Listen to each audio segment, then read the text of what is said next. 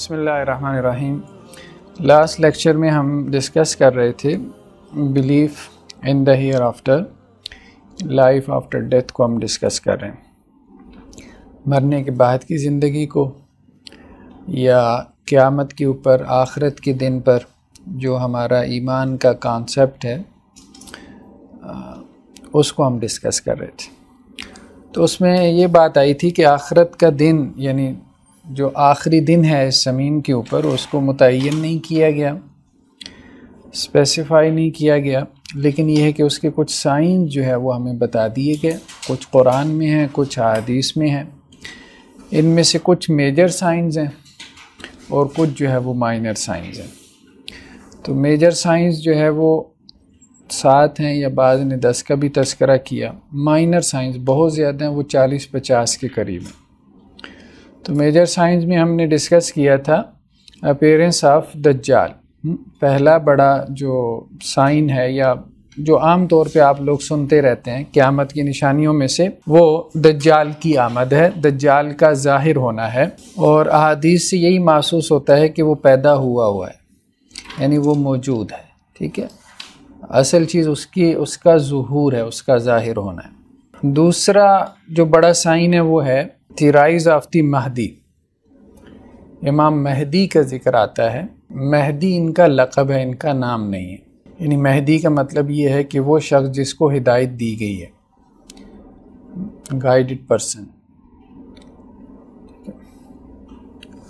तो ये एक पॉलिटिकल पर्सनैलिटी है। महदी जो है वो उनका रोल रिलीजियस से ज़्यादा पॉलिटिकल होगा कि मुसलमानों के जो मुख्तलिफ धड़े हैं, ग्रुप्स हैं, जैसे आज नेशन स्टेट्स हैं, उनको यूनाइट करेंगे कुफ़ार के मुकाबले में। तो महदी के बारे में जो रिवायात हमें मिलती हैं उनमें से कुछ फैब्रिकेटेड भी हैं, कुछ ज़ईफ़ भी हैं, लेकिन कुछ हसन और सही भी हैं, सही रिवायात भी। बाज़ रिवायात में आता है कि उनका नाम रसूलुल्लाह सल्लल्लाहु अलैहि वसल्लम के नाम पर होगा। ठीक है, और उनके वालिद का नाम भी रसूलुल्लाह सल्लल्लाहु अलैहि वसल्लम के वालिद के नाम पे होगा। लेकिन जो मुस्तनद तरीन रवायत है सही मुस्लिम की, उसमें बस इतना तज़किरा है कि महदी की लीडरशिप में मुसलमान जो है वो काफ़रों से लड़ाई कर रहे होंगे और उस वक़्त हज़रत ईसा अलैहिस्सलाम का नुज़ूल होगा। तो वह हज़रत ईसा अलैहिस्सलाम को कहेंगे कि आप नमाज के लिए आगे बढ़ें, यानी नमाज का वक्त होगा, आप इमामत करवाएं। तो हज़रत ईसा कहेंगे कि नहीं, ये जमात आपके लिए खड़ी हुई है, आप ही इमामत करवाएंगे। तो हज़रत ईसा उनकी इमामत में नमाज अदा करेंगे। ये सही मुस्लिम की रवायत है। गोया कि महदी का जो ज़ुहूर है वो हज़रत ईसा अलैहिस्सलाम से पहले होगा।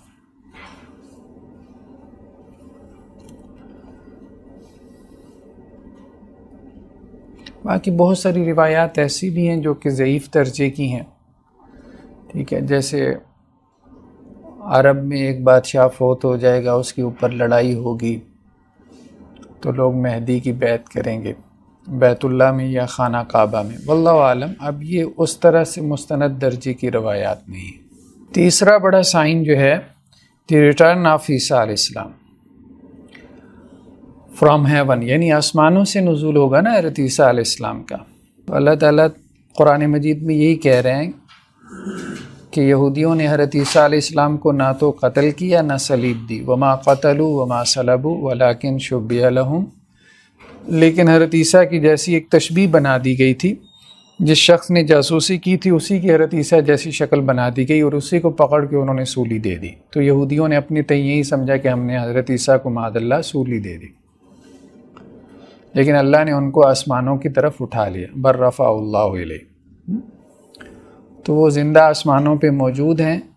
तो अब ये रवायात मतलब 20 रिवायात हैं। तो बाज़ अहले इल्म कहते हैं कि मुतवातिर दर्जे की रिवायात हैं कि हज़रत ईसा अलैहिस्सलाम का दोबारा नुज़ूल होगा। लेकिन ये है कि अब एक आम आदमी को, एक ले मैन को कैसे इल्म होगा कि जो शख्स क्लेम कर रहा है ये ईसा ही है। तो अब ज़ाहिरी बात है, बहुत सारे लोग दावा करते रहते हैं, हम भी देखते रहते हैं, सोशल मीडिया पे वीडियोस जो है वो आती रहती हैं। मतलब हर कुछ अरसे के बाद जो है वो एक सरफिरा उठता है और कहता है जी मैं ईसा हूँ। तो लेकिन रवायात में जिस तरह से उनके नुज़ूल की कैफियत बयान हुई है वो दरअसल मौजज़ाना है, वो एक मिरेकल है। आप सल्लम फरमाया कि आसमानों से उनका नुज़ूल होगा दमास्कस यानी दमश्क की जामे मस्जिद, उसके मनारे के ऊपर। एक तो वो उस नुज़ूल की जगह तय कर दी, और दूसरा ये भी कि फ़रिश्तों के 2 परों के ऊपर उन्होंने हाथ रखे होंगे। इस शान के साथ वो उतरेंगे आसमानों से, और उनके मतलब बालों से जैसे पानी के कतरे टप टप कर रहे होंगे, मोतियों की तरह, डायमंड्स की तरह वो कतरे गिर रहे होंगे। और जहाँ तक उनकी निगाह जाएगी तो उनकी आँखों से ऐसी शुआएँ यानी रेज़ निकलेंगी कि हर चीज़ जिसको वो चाहेंगे पिघल के रह जाएगी। तो वो दज्जाल का पीछा करेंगे ना, तो मकाम लुद के ऊपर फिर दज्जाल जो है वो उनको देख के पिघल जाएगा। ठीक है। और लुद जो है ये इसराइल के अंदर एक मुकाम है, लुद्दा के नाम से उनके यहाँ एक एयरपोर्ट भी है, बाकायदा एक जगह है। तो ये हज़रत ईसा अलैहिस्सलाम का रोल होगा, यानी दज्जाल को कत्ल करने के लिए। बाद रवायात में ये भी है कि आप सलीब को तोड़ देंगे, खिंजीर को कत्ल कर देंगे। मतलब जो क्रिश्चियनिटी है ना, उसके अंदर जो तारीफ़ात हुई हैं उन सब को ख़त्म कर देंगे, और पूरी ईसाई दुनिया जो है वो हज़रत ईसा अलैहिस्सलाम के ऊपर ईमान ले आएगी। अब उस वक़्त कौमें 2 ही बाकी रह जाएंगी, मुसलमान और दूसरी तरफ यहूद होंगे, या यहूद के साथ जो भी उनके अलाइड फोर्सेस हैं। तो आखिरी मार्का मुसलमानों और यहूदियों में होना है। क्रिश्चियन वर्ल्ड जो है ये कन्वर्ट हो जाएगी। कुरान में भी है ना, वम मिन अहलिल किताब इल्ला लयुमिनन बिही क़ब्ल मौतिही, अहले किताब में से कोई भी बाकी नहीं रहेगा मगर वो अपनी मौत से पहले ईसा अलैहिस्सलाम पे ईमान ले आएगा। तो ये आखिरत के साइंस में से, अलामात में से। और फिर यह है कि मसीही दुनिया में भी ये इसी तरह से अकीदा है। क्रिश्चियनिटी में भी अब भी मतलब उनके यहाँ लिखा हुआ है इंजील के अंदर कि हज़रत ईसा अलैहिस्सलाम ने कहा कि मैं वापस आऊँगा, और ये भी कहा कि बेतेरे मेरे नाम से आएंगे, उनसे बच के रहना, ये भी कहा। तो गोया कि वो भी इंतज़ार में है। लेकिन यहूदी जिस मसीह के इंतज़ार में हैं वो एंटी क्राइस्ट है, वो मसीह दज्जाल है। तो हज़रत ईसा अलैहिस्सलाम की वापसी आसमानों से, तो हज़रत ईसा अलैहिस्सलाम का ज़माना कितना होगा, मतलब बाज़ रवायात में इशारा है कि 7 साल। जैसे दज्जाल के बारे में है ना कि 40 से मुराद क्या है, 40 साल हैं। लेकिन यह है कि उसकी भी फिर मुख्तलिफ़ तरह से तशरीह की गई है कि उसका एक दिन 1 साल के बराबर होगा, एक माह के बराबर होगा, इस तरह से। चौथा बड़ा साइन जो है वो याजूज और माजूज का ज़ुहूर है, अपीयरेंस ऑफ याजूज माजूज, गोग मगोग। ये 2 कबीले हैं आदम अलैहिस्सलाम की औलाद में से, पुराने कबाइल में से, यानी इनका तज़किरा हमें मिलता है। इल्मुल अंसाब जिसे कहते हैं ना, नसब नामों का जो एक पूरा एक इल्म है, उसमें बाकायदा ट्री बने होते हैं, शजरे बने होते हैं।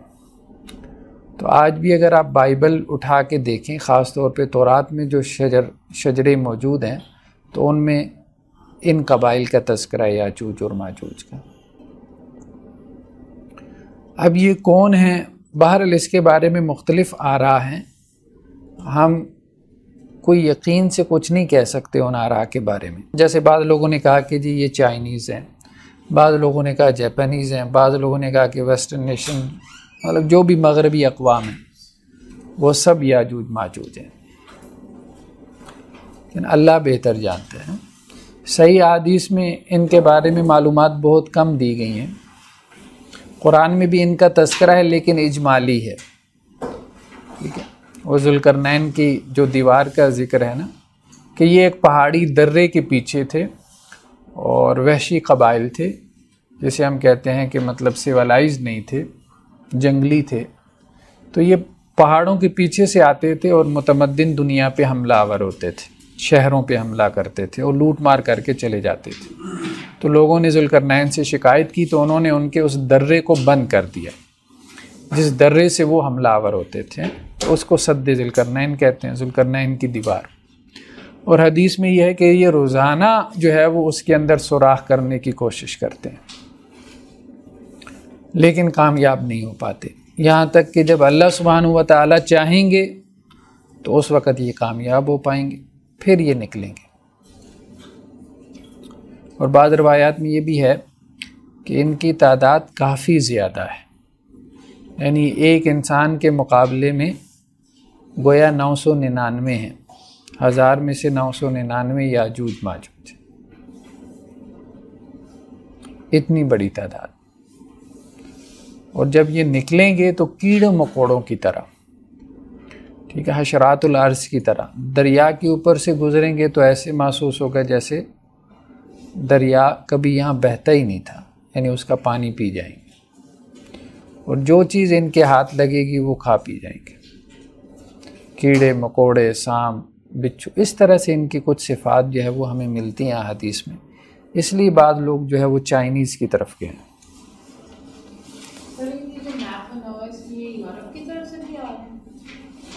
हाँ, ये तो उनकी पुरानी जो है ना कि कब किस वक़्त, मतलब जो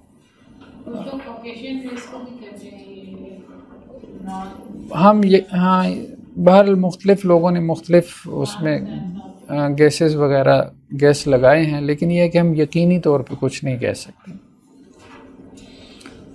ये भी ऐन मुमकिन है कि कोई ऐसी कौम हो जो अभी तक हमारे सामने ना आई हो, लेकिन है इंसानों में से, है इंसानों में से, कोई और मखलूक नहीं। बस असल में इख्तलाफ ये है कि उन इंसानों में से हैं जो आज हमारे सामने मौजूद हैं, यानी नॉन वर्ल्ड उसमें से हैं, या फिर ये है कि अभी तक इनके ऊपर से पर्दा नहीं उठाया गया, अभी तक ये सामने नहीं है। पांचवा जो बड़ा साइन है वो है अपीयरेंस ऑफ दाब्बतुल अर्ज़। इसका जिक्र कुरान में है कि हम एक जानवर को निकालेंगे, स्ट्रेंज बीस्ट। बाद रवायात में आता है वो लोगों से गुफ्तगू करेगा, उन्हें उनके दिल के अहवाल बतलाएगा, यहाँ तक कि तुमने क्या खाया पिया, तुम्हारे अंदर ईमान है या तुम मुनाफिक हो, काफिर हो, क्या हो। तो वो लोगों से गुफ्तगू करेगा, लेकिन उसकी शक्ल सूरत कैसी होगी अल्लाह बेहतर जानता है। ये तो वैसे मुझे एक इमेज मिली तो मैंने लगा दी, अल्लाह बेहतर जानता है वो। बस ये है कि अजीब व गरीब किस्म की खिलकत का जानवर होगा जो इससे पहले लोगों ने नहीं देखा। अगरचे बाइबल वगैरह में तज़किरा है उसकी शक्ल सूरत का, लेकिन हम बाइबल के बयान के ऊपर कोई बात हतमी तौर पे कह नहीं सकते। तो ये आखिरी बड़ी निशानी है जिसका रसूलुल्लाह सल्लल्लाहु अलैहि वसल्लम ने तज़किरा फरमाया, थी rise of sun from the west, मगरिब से सूरज का तुलू होना। और हदीस में आता है कि इसके बाद तौबा का दरवाज़ा बंद हो जाएगा, यानी अगर कोई तौबा करना चाहेगा तो उसकी तौबा कबूल नहीं होगी, अगर कोई ईमान का दावेदार होगा तो उसका ईमान कबूल नहीं होगा। तो ये तकरीबन इसी तरतीब से हैं, ये जो अलामात हैं ये तकरीबन इसी तरतीब से, कुछ थोड़ा बहुत आगे पीछे हो सकती हैं। महदी पहले आएंगे, फिर हज़रत ईसा आएंगे, दज्जाल भी पहले आ चुका होगा, फिर हज़रत ईसा आएंगे, फिर हज़रत ईसा के बाद याजूज माजूज, फिर आखिरी अलामात में से जो है वो ये है सूरज का मगरिब से तुलू होना। इसके अलावा कुछ बड़ी अलामात हैं वो इससे पहले ज़ुहूर पजीर होंगी, उनमें 3 बड़े ज़लज़लों का जिक्र है, 3 ह्यूज अर्थक्वेक्स। बाज़ लोगों ने इनको 3 निशानियां शुमार कर लिया। और एक आग का जिक्र है, smoke and a fire from Yemen, जो यमन से निकलेगी और आधी दुनिया तक फैल जाएगी। बाज़ लोगों ने इससे मुराद जंग की आग ली है, वल्लाहु आलम, अल्लाह बेहतर जानता है, लेकिन बज़ाहिर ये महसूस होता है कि हमें इसको इस्तिआरा मुराद नहीं लेना चाहिए, इसको इसके लिटरल मीनिंग वही मुराद लेने चाहिए, क्योंकि इस्तिआरा मुराद लें तो फिर माना मुतय्यन नहीं हो पाता। तो 3 ह्यूज अर्थक्वेक्स, इसमें ज़िक्र ये भी है कि एक जिसे हम कहते हैं सुनामी, मतलब उसमें खसफ भी शामिल होता है। खसफ कहते हैं ज़मीन जैसे धंस जाती है, शहरों के शहर जैसे धंस जाते हैं ज़मीन के अंदर, लैंड स्लाइडिंग जिसे हम कहते हैं, ये वो होगा। तो एक अरब में होगा अहादीस के अल्फाज में, एक मगरिब में होगा, एक मशरिक में होगा। अब लोगों ने अपने तौर पे अपने अपने ज़ौक़ के तहत तयन करने की कोशिश की है कि जो अरब मिडल ईस्ट में है तो वो शायद यूई में हो कि मतलब वहाँ अल्लाह की नाफरमानी ज़्यादा हो रही है, और जो मगरिब में हो तो वो फ़लाँ जगह पे होगा जैसे अमेरिका में या फ़लाँ जगह पे, या जो मशरिक में है तो वो फ़लाँ जगह पे इंडिया में या फ़लाँ जगह पे। वो लोगों ने अपने ज़ौक़ से उसकी तशरीह की। वल्लाहु आलम, अल्लाह बेहतर जानता है। मतलब लेकिन ये छोटे मोटे नहीं होंगे जैसे हमारे यहाँ होते रहते हैं, ये नहीं, जिसमें शहरों के शहर धंस जाएंगे।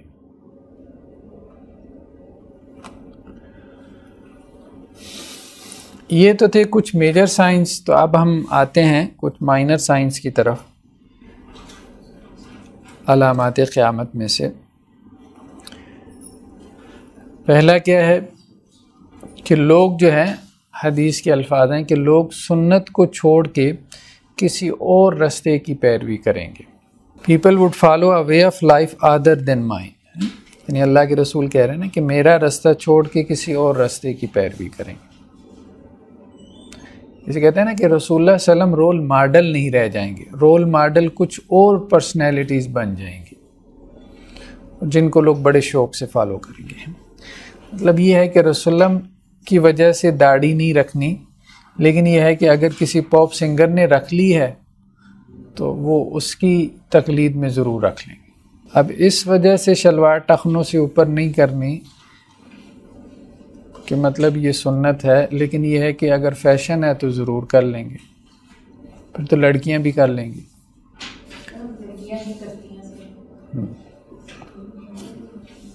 तो अब वो तमाम काम जो सुन्नत के नाम पे हमने मतलब उसको छोड़ा हुआ था कि जी हम सुन्नत, माशरे में हम अजनबी बन जाएंगे, ये क्या, लोग कहेंगे मजहबी आदमी है। अब देखें वो सारे काम हो रहे हैं फैशन के नाम पे हो रहे हैं, वो सब काम फैशन के नाम पे। अब तो बल्कि जो ऐड आ रही हैं उन एड्स के अंदर दाढ़ी वाला आदमी बड़े ध्यान से दिखाया जाता है, ठीक है। तो अब ये सब कुछ होगा, लेकिन ज़ाहिरी बात है कि ये सब आप जब आप फैशन के नाम पे कर रहे हैं, कुछ और लोगों को फॉलो करने के लिए कर रहे हैं उनके नक्शे कदम पे, तो उसका तो उस तरह से रिवार्ड या अजर व सवाब नहीं है ना, ठीक है। तो अब हिजाब की इंडस्ट्री भी एक पूरी फैशन इंडस्ट्री बनती चली जा रही है।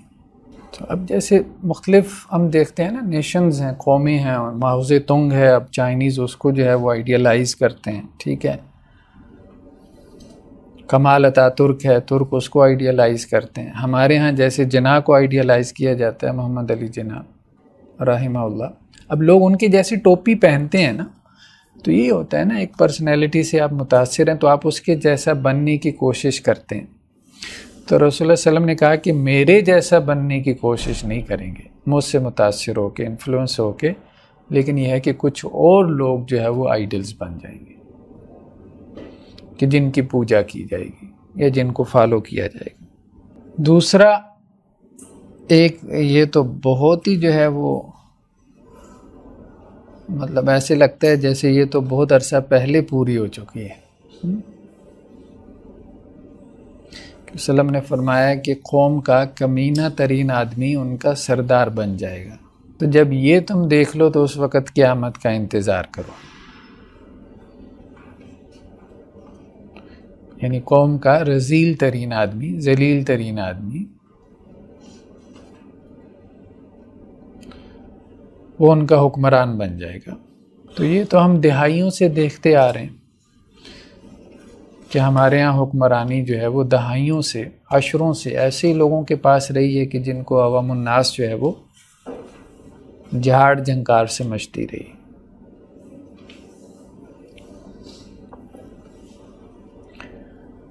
बल्कि हमारे क्या, पाकिस्तान क्या, पूरी उम्मत मुस्लिमा में जो भी 55-56 के करीब जो भी नेशन स्टेट्स हैं, सबका ही आप देख लें, झाड़ झंकार है जो बस ऊपर आ जाता है एक और अलामत जो कि हदीस में बयान हुई है कि एक आदमी की इज़्ज़त इसलिए की जाएगी ताकि लोग उसके शर से महफूज रहें। यानी लोग सलाम इसलिए नहीं करेंगे कि वो सलाम का मुस्तहिक है, बल्कि उसको सलाम इसलिए करेंगे ताकि उसके शर से बचे रहें। तो फरमाया जब ये तुम देखो तो उस वक़्त क़यामत की उम्मीद रखो।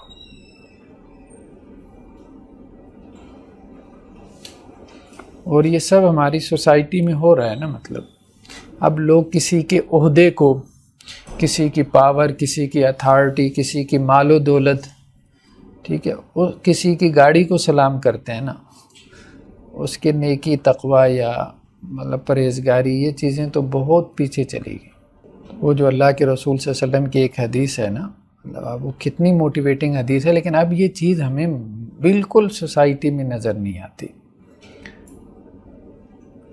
कि एक शख्स जो है वो किसी दूसरे शख्स से मिलने के लिए दूसरी बस्ती में जा रहा था, तो अल्लाह ने उसकी तरफ फरिश्ता भेजा वो इंसानी सूरत में, और फरिश्ते ने उससे पूछा कि कहाँ जा रहे हो? उसने कहा फ़लाँ बस्ती में। किससे? उससे मिलने जा रहा हूँ। क्यों जा रहे हो?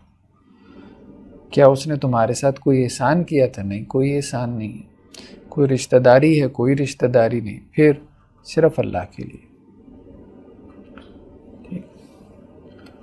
तो उस फरिश्ते ने कहा अल्लाह ने मुझे भेजा है कि मेरे बंदे को जाके ये बताओ कि जिस तरह तुम मेरे बंदे से मोहब्बत रखते हो, अल्लाह को तुमसे वैसी ही मोहब्बत है। और सिर्फ ये बतलाने के लिए अल्लाह ने मुझे भेजा।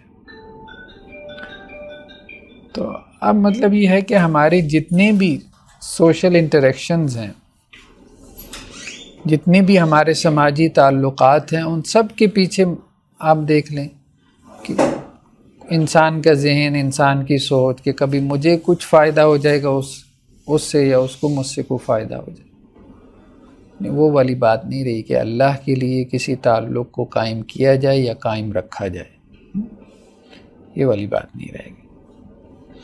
तो एक आदमी की इज़्ज़त, उसकी रिस्पेक्ट, उसकी आनर जो है वो उसके डर और खौफ से होगी। Main would dress like women, ये भी है।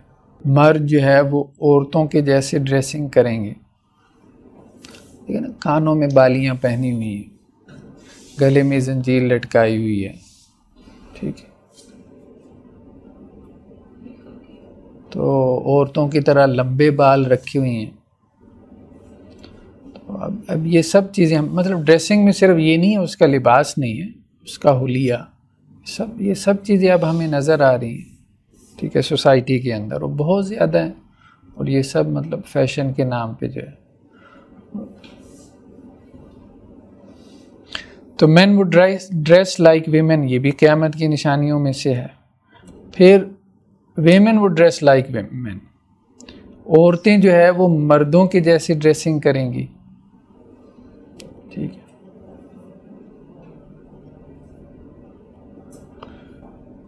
तो अब मर्दों ने जो है वो जूड़े बनाना शुरू कर दिए और औरतों ने बॉय कट जो है वो करवाना शुरू कर दिया। अब तो ये मामला, मतलब जब इंसान डिट्रैक होता है, अल्लाह के रास्ते को छोड़ता है, हिदायत के रास्ते को, तो कहाँ तक शैतान उसको ले जाता है। अब तो बात हो रही है जेंडर रीअसाइनमेंट की, यानी आप अल्लाह की तरफ से जो आपको अल्लाह ने बनाया है, मर्द बनाया, औरत बनाया, आप उस पर मुतमईन नहीं हैं, आप अपनी नौ तब्दील करना चाहते हैं। तो ये सब हो रहा है, सब हो रहा है। तो जब क़नात ना हो फिर इंसान परेशान रहता है, तो उसकी परेशानी की तो कोई हद नहीं है ना। तो ये भी माइनर साइंस के अंदर है। A killer would not know why he is killing, and the one who is killed would not know why he is being killed. कातिल को नहीं मालूम कि क्यों कत्ल कर रहा है, और मकतूल को भी नहीं पता मुझे किस जुर्म की सज़ा मिल रही है।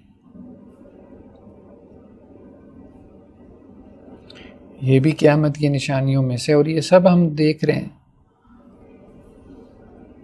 कराची में जो टारगेट किलिंग होती रही है या अभी तक बल्कि हो रही है, अब भी केसेस आते रहते हैं सामने।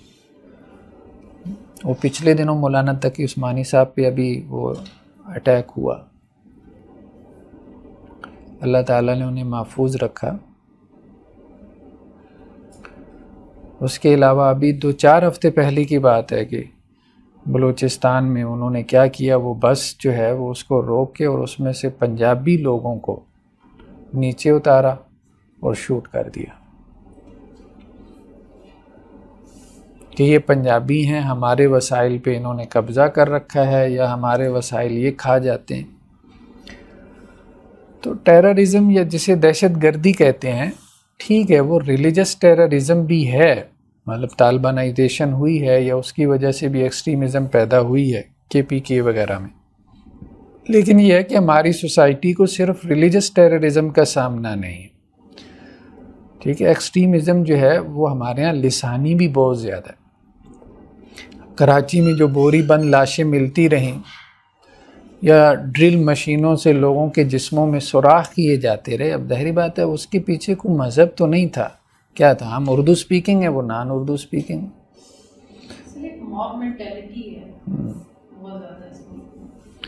तो ये बहुत ज़रूरी है। पिछले दिनों जो है वो कल्चरल डाइवर्सिटी और उसके हवाले से, रिलीजन के हवाले से मुख्तलिफ यूनिवर्सिटीज़ में ना पैगाम पाकिस्तान के तहत प्रोग्राम्स हो रहे थे।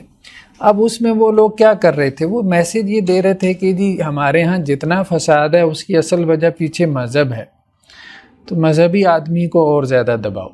तो मैंने कहा बात ये दुरुस्त नहीं है, ये मुकम्मल बात नहीं है।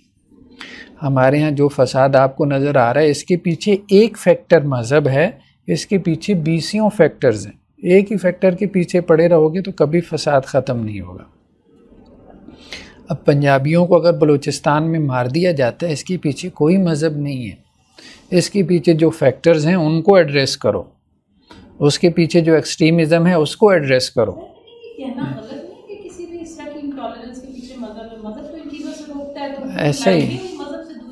ऐसे ही बिल्कुल ऐसे। वो इस वजह से कहते हैं ना कि कुछ लोगों ने खुद अपने आप को मजहबी बना के पोर्ट्रेट करके मज़हब के नाम पे आयतें पढ़ के दूसरों के गले काटे हैं, तो इस वजह से चलें बाहर।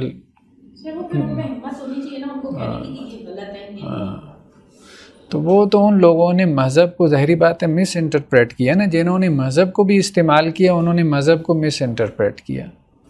ठीक है, मज़हब तो बिल्कुल नहीं कहता, ये बात बिल्कुल दुरुस्त है।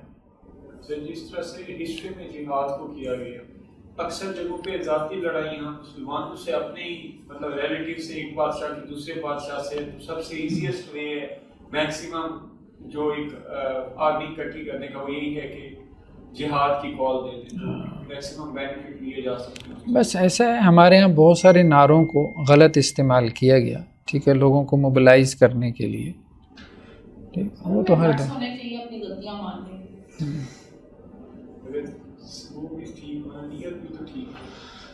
तो ये एक चीज़ हम देख रहे हैं कि कातिल को नहीं मालूम कि वो क्यों कत्ल कर रहा है, बस उसे पैसे मिले हैं कि उसने फलां को कत्ल करना है, टारगेट किलर है, जैसे पकड़े गए MQM वगैरह के।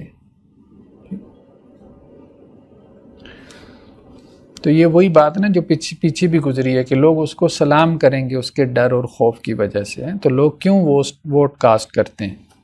देखिए ना, कराची वगैरह में एक वक्त था कि मुमकिन ही नहीं था कि आप MQM को वोट ना दें, मुमकिन। अब तो हालात कुछ बेहतर हो गए ना, तो उनके डर उनके शर की वजह से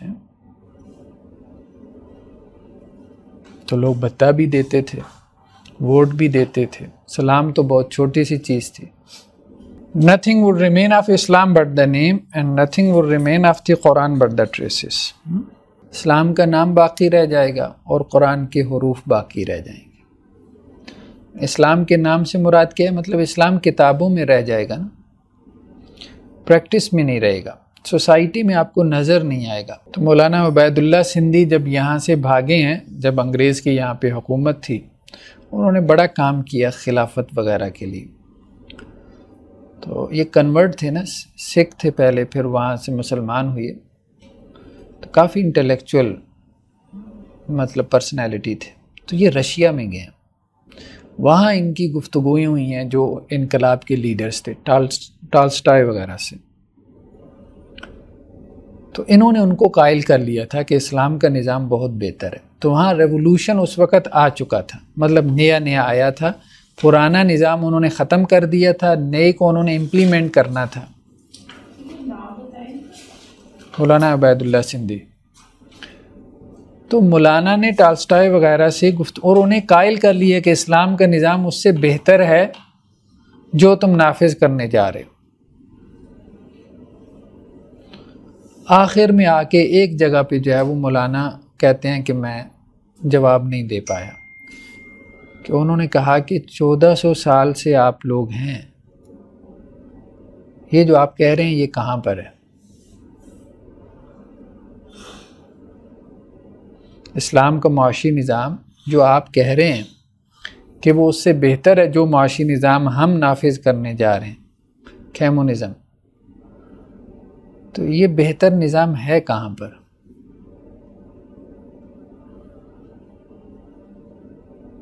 ज़ाहिर बात है कि प्रैक्टिस में तो था नहीं, कुछ भी नहीं है।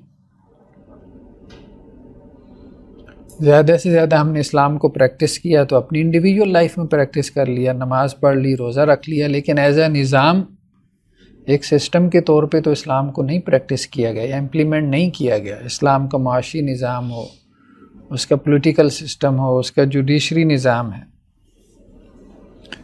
ठीक है, सोशल सिस्टम है, और इस तरह से जो चीज़ें हमारी इज्तिमाई ज़िंदगी से, कलेक्टिव लाइफ से जो चीज़ें जो है वो मुताल्लिक हैं, नहीं एक आवाज़ लगी है, ठीक है, बहुत सारे लोगों ने लगाई, अल्लामा इकबाल ने, फिर मौलाना अबुल कलाम आज़ाद ने, फिर मौलाना मदूदी ने, फिर उसके बाद डॉक्टर इसरार साहब ने, उधर से अल इख्वानुल मुस्लिमून ने मिस्र में काम किया, तहरीकें पैदा हुई हैं, लोगों ने काम किया है, लेकिन यह है कि कहीं पे कोई समरात नज़र नहीं आए।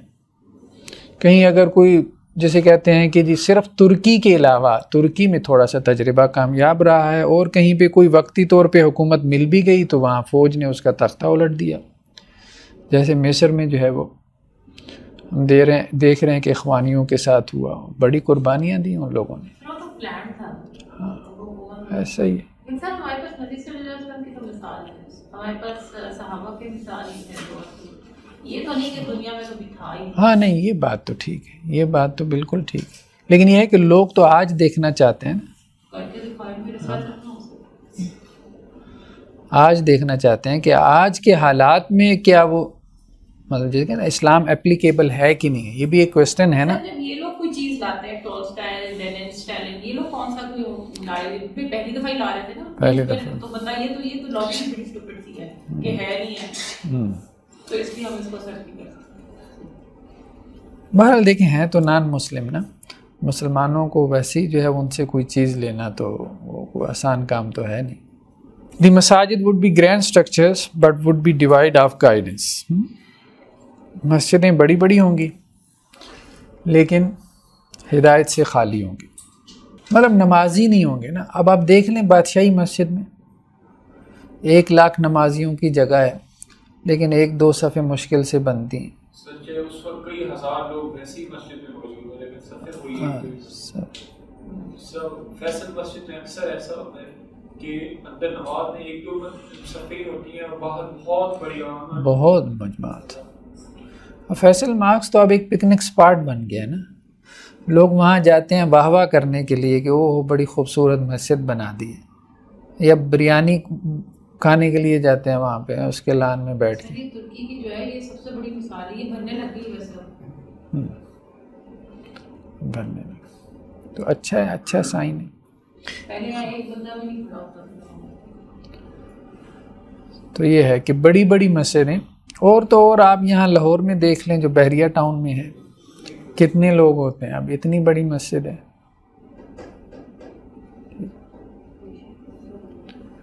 मस्जिदों को रास्ता करना भी सही है, क्योंकि ये भी एक इसमें आता है ना कि लोग मस्जिद से चीज नमूने देख के जाएंगे कि हाँ ये चीज घर में भी लगानी चाहिए। ऐसे रसूलुल्लाह सल्लम ने इसको पसंद नहीं किया, मस्जिद को जो है वो उसकी आराइश और उसकी ज़ेबाइश को रसूलुल्लाह ने पसंद नहीं फरमाया, मतलब सादा रखना चाहिए मस्जिद को। मस्जिद का असल मकसद अल्लाह की इबादत है ना, ये थोड़ी है कि आप मस्जिद में आके जो है वो वाह वाह करें कि जी ये क्या खूबसूरत जो है वो कला बना दिया, फिर वो लोग वाह वाह ही करेंगे। अब जितनी बड़ी मस्जिदें बनाएंगी हैं, आप मुझे बताएं, वो मोहल्ले की मस्जिद में नमाजी ज़्यादा होते हैं क्योंकि वो नमाज के मकसद से बनाई गई है, और ये चूँकि नमाज के मकसद से बनाई नहीं गई, इनके पीछे मकसद ही शो ऑफ था।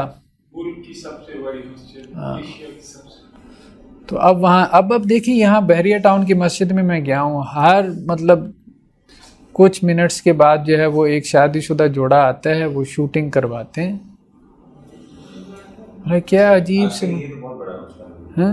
बहरिया टाउन तो भूत दिखते हैं, मस्जिद तो पता नहीं कैसे जो इससे भी बड़ी मिसाल जो है सबसे वर्स्ट मिसाल है वो यूएई में है, वो जो ग्रैंड मॉस्क है शेख जायद अल कबीर, वो मस्जिद जो है वो अल्लाह माफ़ करे वो मस्जिद सिर्फ खुलती है टूरिस्ट के लिए, उसका एक अलग हॉल नमाज के लिए अलग किया और नमाज वहाँ पे होती है, लेकिन टूरिस्ट के लिए जो जगह है वो अलग स्पॉट है, उसके अंदर पैदा उनकी है, नॉन मुस्लिम्स आते हैं, वो देखते हैं, उनका पूरा उनकी पिक्चर्स होती है, उनकी इंटरव्यूज होते हैं।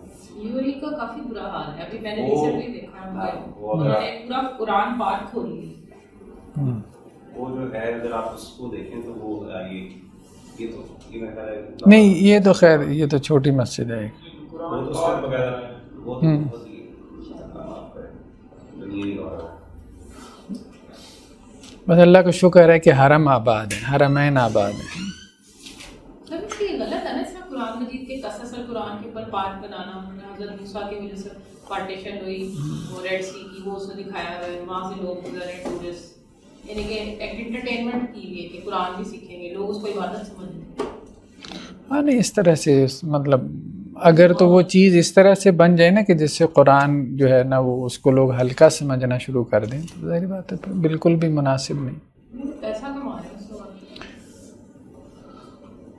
ये एक मस्जिद है लाहौर में, शहर के अंदर, इसको मस्जिद शब्बर कहते हैं। तो यहाँ पे असल में झगड़ा हो गया था, ये 1930 के करीब की बात है कोई, तो हिंदू यहाँ पे मंदिर बनाना चाहते थे, मुसलमान जो है वो यहाँ पे मस्जिद बनाना चाहते थे। तो अल्लामा इकबाल इसमें बहुत एक्टिव थे इस केस के अंदर, वो ये चाहते थे कि मस्जिद बन जाए। तो उन्होंने मुसलमानों को जमा किया, कहा कि मस्जिद रातों रात खड़ी कर देते हैं तो हमारे हक़ में फ़ैसला हो जाएगा। तो ये मस्जिद एक रात में खड़ी हुई, इसलिए इस मस्जिद का नाम शब्बर है। ठीक है, फिर हुआ ये कि मुसलमानों के हक़ में फ़ैसला हो गया, कोर्ट ने फ़ैसला दे दिया। अंग्रेज़ का ज़माना था, क्योंकि इन्होंने मस्जिद बना ली थी। अब मस्जिद को गिराने से फ़साद ज़्यादा बर्पा होता है ना, लेकिन उसके बाद फिर सिर्फ अल्लामा साहब अकेले होते थे मस्जिद में। तो फिर अल्लामा ने एक नज़म कही, वो नज़म जो उनकी बहुत मारूफ है, मस्जिद तो बना दी शब भर में ईमान की हरारत वालों ने, मन अपना पुराना पापी है बरसों में नमाजी बन न सका। एक रात में मस्जिद तो तामीर कर दी, लेकिन नमाज पढ़ने कोई नहीं आया। तो ये ख़ास किस्म की ईमान की हरारत हमारे अंदर ज़रूर है, लेकिन वो प्रैक्टिस वाली हरारत नहीं है कि हम अपने दीन को प्रैक्टिस करें। उलमाए सू की तादाद बढ़ जाएगी, मतलब ये भी क़यामत की अलामात में से है। ठीक है, बाद रवायात में है ना, इत्तख़ज़न नासु रूसन जुहालन, कि लोग क्या करेंगे, कुछ जाहिल किस्म के लोगों को, इग्नोरेंट, उनको लोग अपना लीडर बना लेंगे, दीनी लीडर, मजहबी पेशवा, और उनको फॉलो करेंगे। और ये सब हमें सोसाइटी में नज़र आ रहा है। मतलब जो लोग अल्लाह से कुछ डरने वाले हैं, जिनके पास कुछ इल्म है, उनको तो लोग जानते ही नहीं है, या वो सामने आना ही नहीं चाहते, या वो स्क्रीन के लोग ही नहीं हैं। अब जो स्क्रीन पे बैठे हुए जो है वो उम्मत की गाड़ी को ड्राइव कर रहे हैं, वो सारे कौन हैं? वो इसी किस्म के लोग हैं।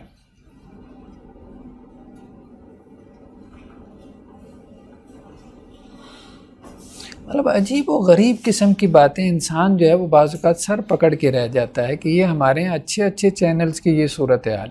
पिछले दिनों एक साहब ने मुझसे एक वीडियो शेयर की, खैर मैंने फेसबुक पे उस पर पोस्ट भी लगाई। ARY चैनल पे QTV के ऊपर कोई वहाँ पे कोई बहरहाल कौन से आलमी दीन थे मैं तो नहीं जानता, अब हज़रत ख़ज़िर अलैहिस्सलाम के बारे में गुफ्तगू कर रहे थे। कह रहे थे वो अभी तक ज़िंदा हैं, उन्होंने आब हयात पी हुई है, बाज़ औक़ात आके लोगों से मिलते भी हैं, कभी आप सफ़र में हों तो आपसे मुलाकात करें तो ये बड़ा इम्कान है कि वो आपसे मुलाकात करके चले जाएं, लेकिन आपको पता भी नहीं होगा कि आपसे ख़ज़िर आके मिलें। खिज़र कहते हैं ख़ज़िर। तो इस तरह अजीब व गरीब किस्म की कहानियाँ बना बना के वो, जैसे वो ग्रीक मैथोलॉजी थी, फिर हिंदुओं के यहाँ एक पूरी असातीर हैं, देवमालाई दास्तानें हैं, हमारे यहाँ भी लोगों ने बना ली। अब उसी के ऊपर जो है पूरी कौम को एक नशे के अंदर लगाया हुआ है। तो दी उलमा would be the worst people beneath the earth. इससे कौन से उलमा? उलमाए हक नहीं, उलमाए सू, बुरे उलमा। जितना इन लोगों ने दीन को नुकसान पहुंचाया, ज़ाहिर बात है किसी और ने उतना नुकसान नहीं पहुंचाया। सर ये हदीस के अल्फाज जी जी। अरबी मतन में सिर्फ उलमा जी, अरबी मतन में क्या है? अरबी मतन में यही है, उनके उलमा आसमान की छत के नीचे बदतरीन मखलूक होंगे, तख्ता अदीम इस्सिमा। लेकिन ज़ाहिर बात है सारे तो मुराद नहीं हो सकते ना, अच्छे लोग भी हैं, अच्छे लोग भी हैं। तो फ्रॉम देम वुड इमर्ज फितना, फितना उनसे निकलेगा और उन्हीं में जा लौटेगा। फसाद सारा उन्हीं से शुरू होगा, और अगर ख़त्म भी करना है तो उनके जाके पाँव पकड़ लो।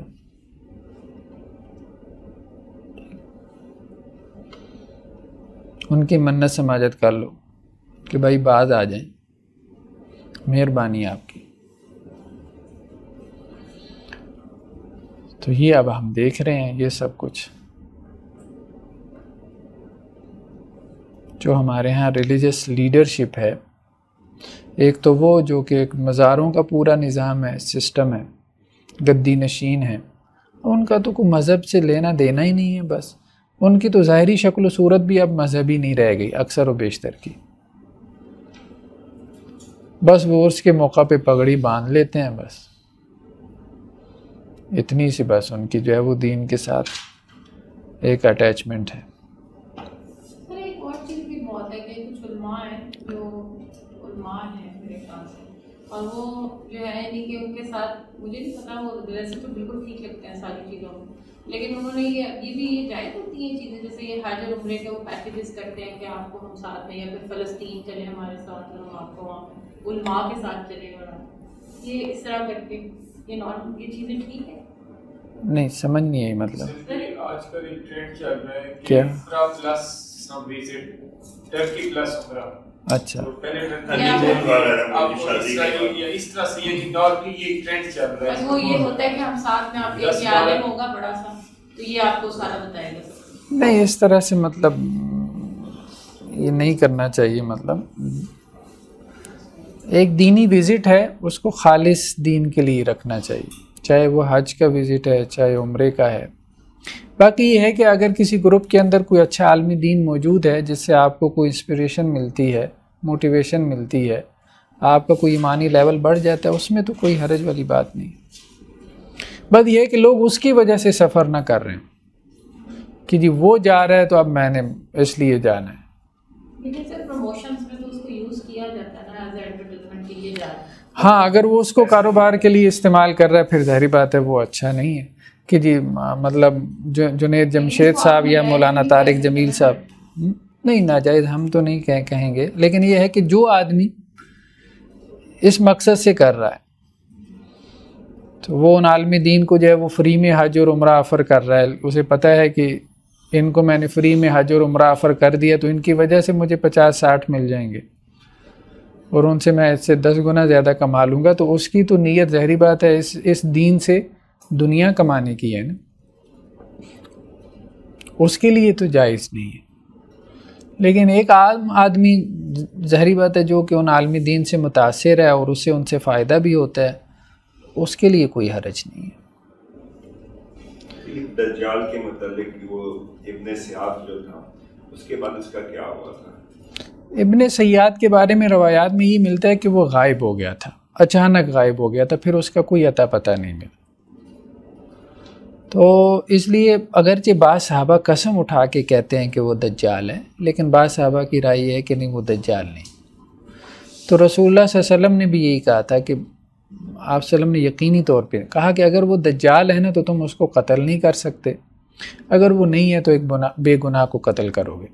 तो इसलिए रसूल सल्लम का अंदाज़ भी जो है वो यकीनी नहीं था उसके हवाले से। अल्लाह बेहतर है। पढ़ा था वो हज़रत अबी काब ने वो जजीरे में के दज्जाल को लेकर उसमें उन्होंने ये कहा था कि क्योंकि ये ईसाइयों से मुसलमान हुए थे तो ये ज़्यादातर इसराइलियात रवायत बयान करते थे, तो अगर उनकी क़यामत वाली अगर ये जो निशानी वाली रवायत होगी तो हम उसको ऑथेंटिक जो है नहीं वो तमीम दारी उनका नाम है, तमीम दारी उनका नाम है, जिनसे वो रवायत मरवी है कि वो समुंदर में 30 साथियों के साथ सफ़र कर रहे थे, तो तुग़यानी आ गई और वो लहरों के थपेड़ों पे जो है वो उनका जो भी बहरी जहाज़ था वो डोलता डोलता किसी बेआबो गया बंजर या वीरान किस्म के जजीरे पे जा पहुंचा।